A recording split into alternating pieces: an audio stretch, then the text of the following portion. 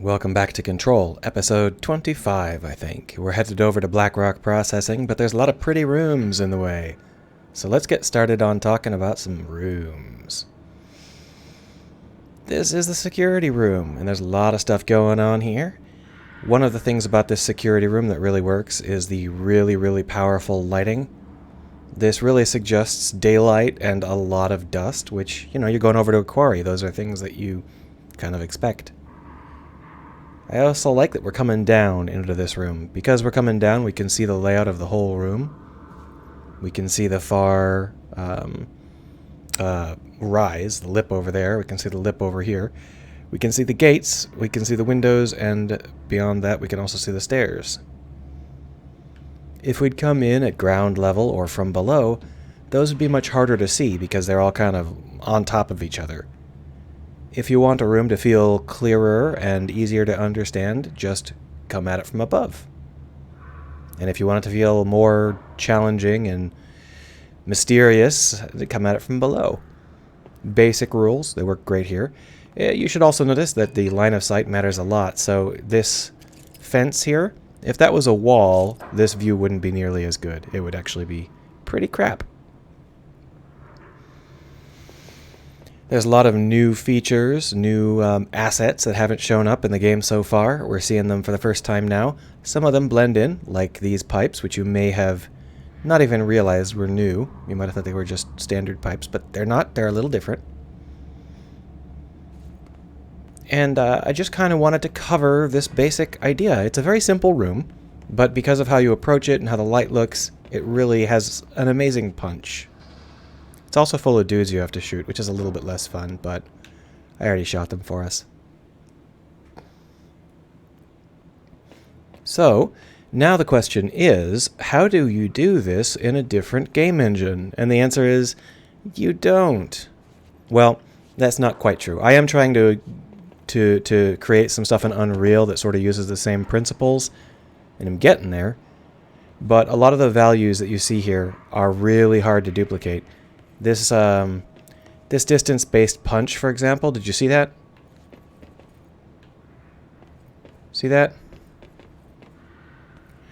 That's something that is very hard to do in Unreal as far as I can tell, but I'm kind of new at Unreal, so I'm still working on it.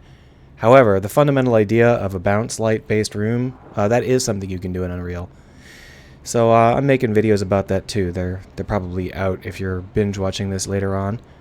You can see we've got some light bleed problems here. This game engine isn't Unreal. As far as I know, it's something custom that they came up with on their own. They obviously have some of their own lighting stuff that they built up, but there's still quite a bit of light bleed. So this is not some sort of magical, perfect implementation. This is something we can do, and hopefully we will figure out, you know, some way to do it that is commonly available, because lighting rooms like this is really powerful if we can manage to do it. With that said, let's just do a quick sweep for loot and then talk a little bit about what lies beyond. Sorry, I'm a little bit sniffly. Give me a second.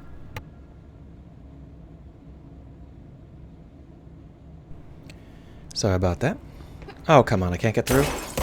Let me through! There we are. Alright. This is where we have to go. I like how this looks. This is a really wonderful idea. It's called a fire break, and basically it separates dangerous parts of the building from each other. Unfortunately for us, we can't get across just yet. There are, however, other fire breaks we can see, and maybe we'll be able to get across this one, if we can figure out how.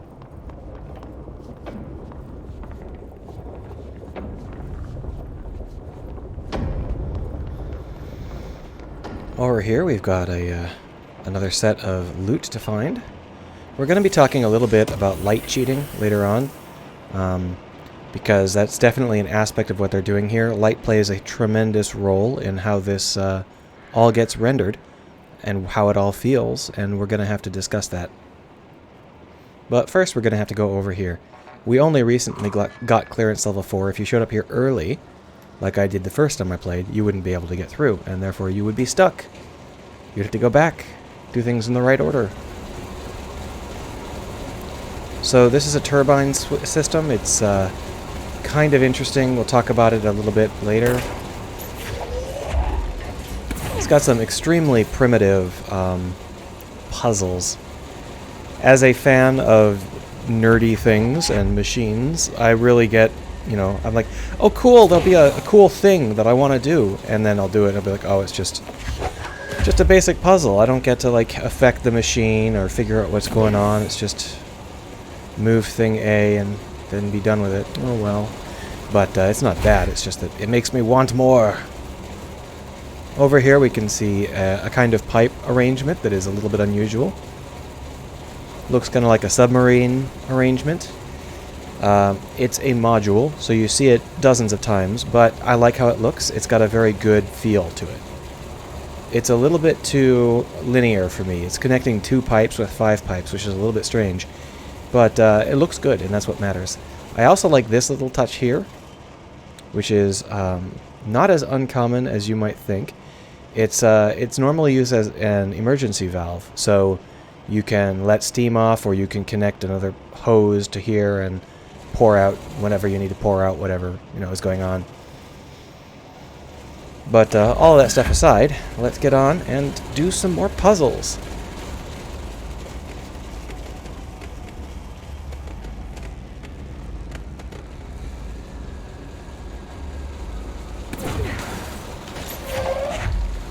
Yeah, that's what I was trying to grab. There we go. Exciting. So this is the more visible set of turbines because it's in the light directly.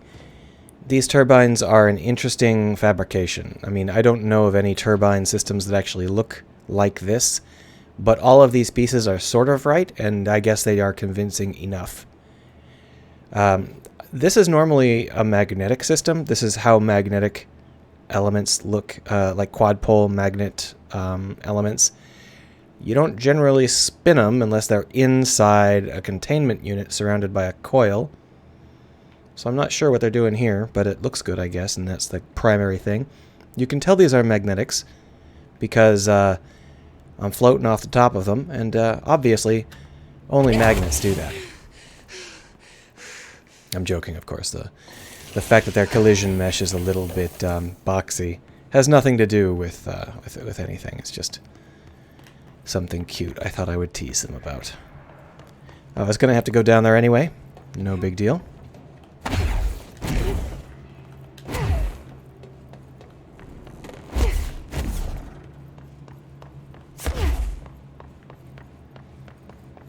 Over the top. Here we are. So this area is using the same meshes that we saw in the slime blockage, you know, the clog. But you can see this is how they're supposed to look. You can see all of these pipes are connected properly. Even over here, they're connected properly with curved elements. They're not all disconnected nonsense. I wouldn't go so far as to say that I like it. It's very repetitive and samey. But you can really tell that the clog was like a one-day, throw-it-together fast sort of thing, whereas this was more similar to what they had intended it to be. Over here we can see the good old Ocean View Hotel, bridge builder extraordinaire. I still don't know why they chose to make the Ocean View the thing that does all the bridge building, but what can you do? Oh, right. I don't know. The lights are on. They should be open. We're looking to get a room for the night. Hello? I don't think anyone's there, honey. Come on. We'll go to that motel we passed a while back. Interesting choice on their part to do that. It's not a bad choice, it's just a strange choice. But it does sort of make it clear that this is an American hotel, if there was any doubt. The fact that it has an anchor in the real world, like, is a little surprising. Like there's a front entrance in the real world somewhere. Trying to remember which of these things opens the other door. There's a sound when it happens, but I've got the sound turned down.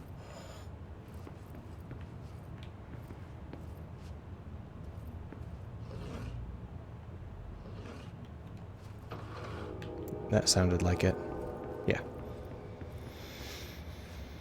It's the same basic thing, but the puzzle gets slightly more annoying. It doesn't really connect to the game world in any way, so there's not really any point, but what can you do? Just go through it. And obviously, when you go back inside the oldest building, for reasons unknown to everybody, there is now a magic bridge. Who knows? Whatever. It's all good. Anyway, we just hop on over here.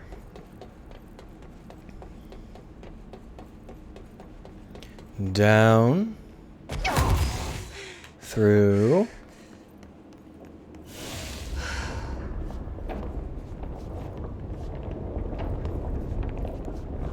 And across.